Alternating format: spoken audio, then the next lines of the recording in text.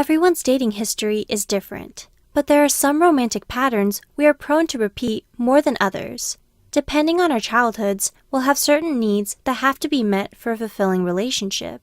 Whether you're still recovering from a terrible breakup or single and unsure about what you're looking for, know that dating is a lot of trial and error. Consider each failure a lesson. Learn to become a better lover and never settle for less. Here are 8 types of relationships. 1. Your first love. Utada Hikaru sang about this one, and as much as we romanticize about it, there's a reason why they're your first love, not the one you can grow old with. This is your first real relationship, which provides you with excitement, nervousness, and all the butterflies. You first learn about passion, how to compromise, communication, and go from a me to an us mentality. When you're young and inexperienced, love will feel sweet and intense, but as you grow older, you'll start to realize you want something more. 2. Opposites attract. This is 90% of every romantic comedy and Korean drama out there. You gotta admit though, they make some pretty addictive plots, until it happens to you. At first, you can't imagine your life without them. They seem to teach you everything you've missed. When you're both opposite ends of a magnet, things are bound to get a little interesting, right? But too many differences can also tear the relationship apart, which is usually what happens.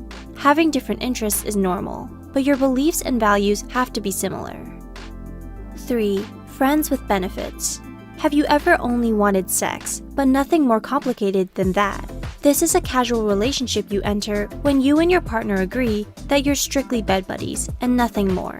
Sometimes it's liberating when you know you're not looking for anything serious, whether it's because you'll be moving to a new city soon or want to work on yourself first before committing to someone romantically. 4. The rebound. This is when your headspace is not in the right place. You most likely got out of a relationship that completely wrecked you. Instead of recovering in a healthy fashion, you just want someone to fill the void, so you quickly jump into another relationship without really assessing whether you two are truly compatible. You might have a hard time being alone and looking for a distraction. On the inside though, you're still hurting, and this never ends well for you or the other person. 5. The recommended relationship.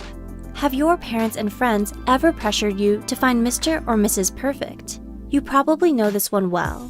They were most likely a good egg and can wow people with what they've accomplished on paper.